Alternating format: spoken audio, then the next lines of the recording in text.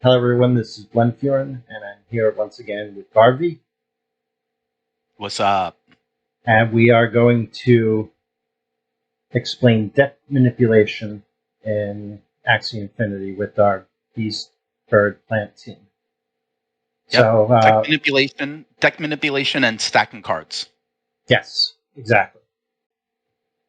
Okay, great. So we're looking at this graphic here. It explains the mechanic of the cards, how many of each card you have in your deck, and how they come out.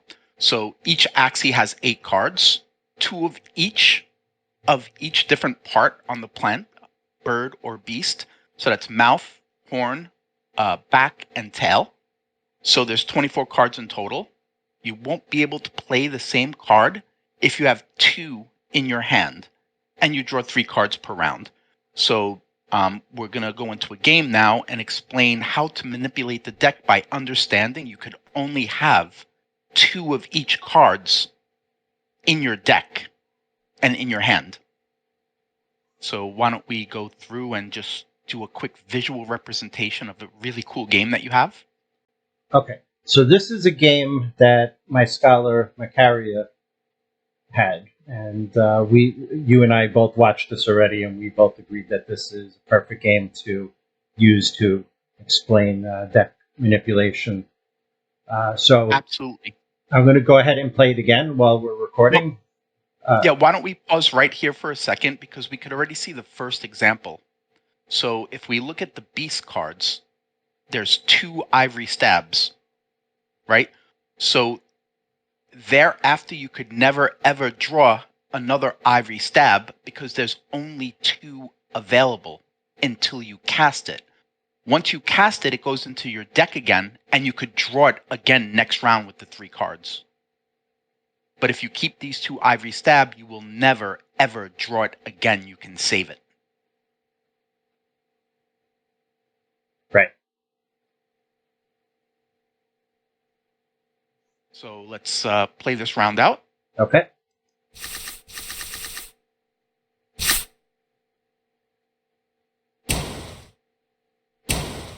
I usually don't recommend spending Lunar Absorb. I like to stack that and have the 2 in my hand to use it when I need it. But sometimes you could use the extra energy. So pause it for a second. So you could see, we kind of passed by, but we saw we had, the plant also had 2 of the same cards. You get to play again. It's toward the end that it becomes really obvious. I paused it again. It was the next draw. Right. So now you can see the bird has 2 dark swoops and 2 egg bombs and 1 all-out shot. So because there's 2 dark swoops and 2 egg bombs, if you do not cast those cards, any bird spell that you draw next round from the 3 cards can only be either 1 all-out shot or 2 blackmails, right? Because you could see there's 2 dark swoops and 2 egg bombs. You have both of those cards from your deck in your hand now. You can never, ever draw them again. Bird cards can only be either 2 blackmails and 1 all-out shot, because there's 1 all-out shot in your hand. So that means there's 1 more in your deck. But you can never draw another dark swoop or egg bomb, or the beast card, Lunar with ivory stab. You could never draw another ivory stab because you have both of the 2 cards in your hand. So you're guaranteed next round to get something different. Okay, we can unpause now. Okay.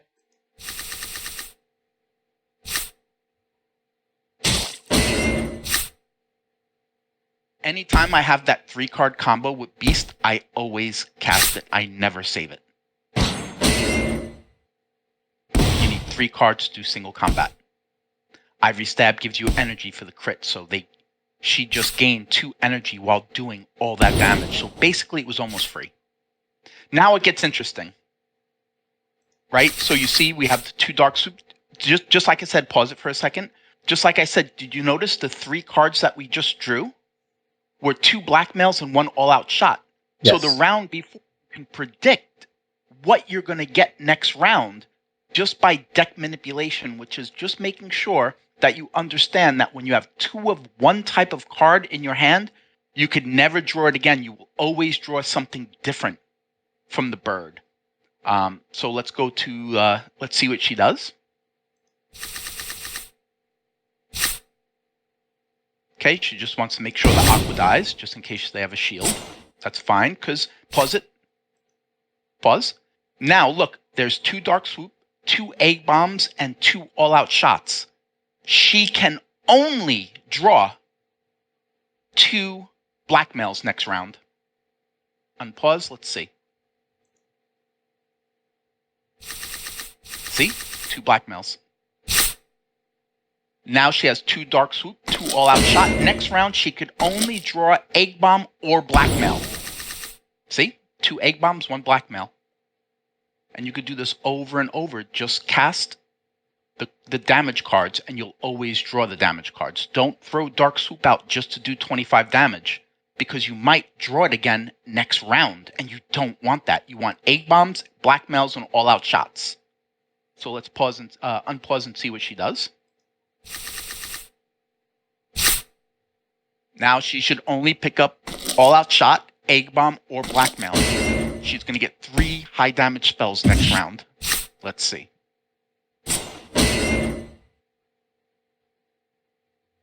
Egg Bomb, Blackmail, all-out shot. See? 2 Egg Bombs, 1 Blackmail.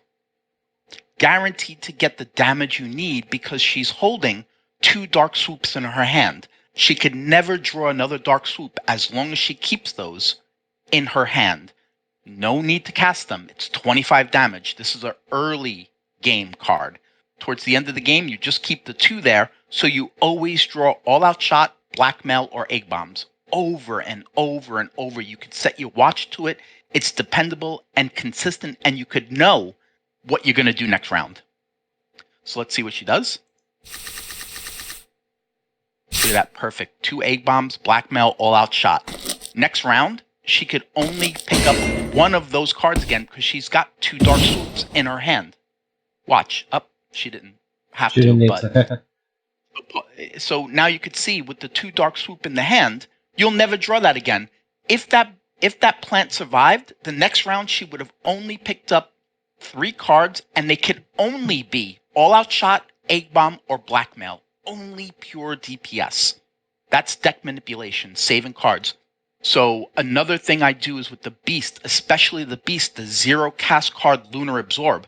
I only cast that if I need to do the single combat 3 card combo.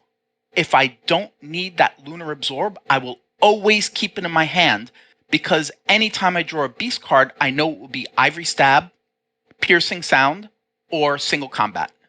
And that's basically deck manipulation and card stacking. You're stacking the 2 dark swoops to ensure you're manipulating the deck to only give you the cards that you want next round. And that's deck manipulation and card stacking.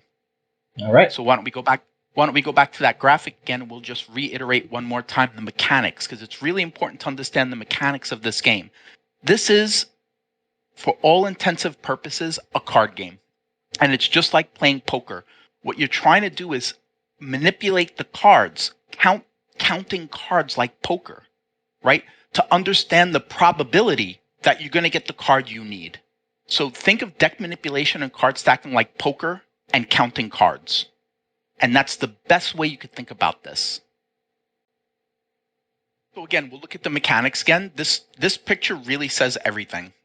We'll do it again. This is the mechanics. We just showed the application of the mechanics, but this is the mechanics. Again, Axies have 8 cards. 2 of each of the 4 cards you get, right? 2 times 4 is 8. You have 24 cards in total. You won't be able to play the same card until you cast one of the 2. So that's why the 2 dark swoops. You'll never pick another one up because there's only 2 of them in the deck. If they're in the hand, you could never draw it again. This way, step 3 is where you draw 3 cards per round. You know, or at least you're counting the cards to increase the probability that you're going to get the card you need to finish the game. So that's the mechanics. The video was the application of the mechanics. TLDR, keep 2 of one card that's not as useful to you in your hand. Don't just cast cards because you have it. Save them. There's no need to cast that Dark Swoop if you don't need it. Save 2 of them so you could always have your Egg Bomb, Blackmail, or All Out Shot. Same thing for the Beast. Stack the Lunar Absorbs, the 0 cast card. This way you're always getting damage. Same with the plant, the Seed Bullet. I know your scholars don't have it, but my scholars do use Seed Bullet, which is the backdoor card for the plant. Save that card if you don't need it. Just don't cast it to have 30 damage unless you need the shield. So again, think before you cast a card. Save 2. That's the deck manipulation and card stacking. Then you should be able to predict what's going to happen next round. And that's about it. All right. Thank you, Garvey, for explaining that.